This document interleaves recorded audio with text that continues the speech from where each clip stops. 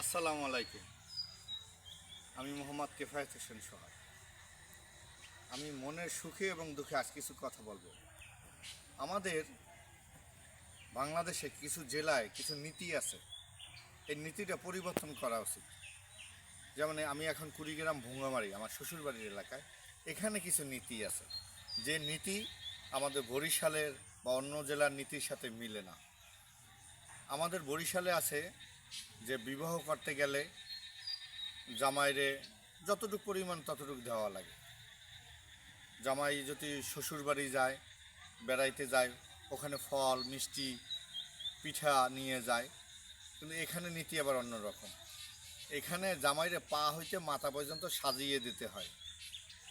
তা নিয়ে আবার দ্বন্দ্ব বাজে। বাংলাদেশের সব জায়গায় এখন আসছিল যৌতুক। যৌতুক এখন দেনমোহরের চাপে তলে পড়ে গেছে। এখন যৌতুক আর দেনমোহরের সাথে পারে না, যেমন অনেক পুরুষ মহিলাদের সাথে পারে না, ঠিক তেমন এই আইনটা।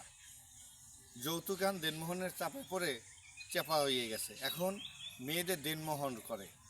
যে ছেলে চালায় রিক্সা, তারে করে 3 লাখ টাকা দেনমোহর, জানি জীবনে বউ না সারতে পারে। কিন্তু বউর ইচ্ছা লাগলে বউ লগে লগে ডিভোর্স দিয়া আবার বড় লোক একটার লগে চলে যায়। ঠিক তেমন এই দেশে ভার একটা শব্দ আছে। আমি 2বার ভার দিছি, কিন্তু আমি এবার একবার দিলাম আমার শালির ভার। ভারে কিছু জিনিস আছে যা ছেলের পরিবার বা ছেলের বাবার অনেক কষ্ট হয়। এই ভারটা বন্ধ করেন, এই ভারটা রাখেন না, কেন সবাই সমান না। আপনার খুশি হয়ে যেটা দেবে সেইটা আপনি মানেন। ভারটা বন্ধ করেন, ভারটা ভালো না। ঠিক একটা মানুষের কষ্ট, পৃথিবীর মধ্যে সবচেয়ে বড় কষ্ট হলে মনের কষ্ট।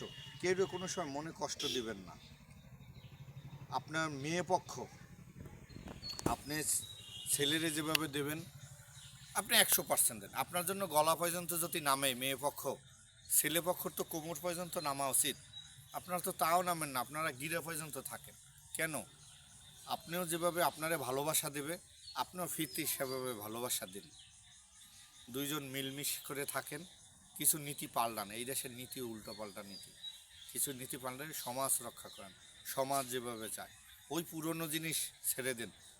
আস্তে আস্তে দেশ ডিজিটাল হইতে আছে, উন্নত হইতেছে, উন্নতর মধ্যে থাকেন। সবাই ভালো থাকবেন, সবাই সবার জন্য দোয়া করবেন।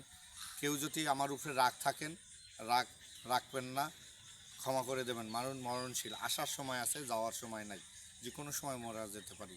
অনেক দিন এখানে রইলাম, এই মনে করে অনেক দিন রইলাম শ্বশুরবাড়ি শালির বিয়ের কারণে, বউটো ঢাকা রাখিয়া। সবাই দোয়া করবেন। আসসালামু আলাইকুম।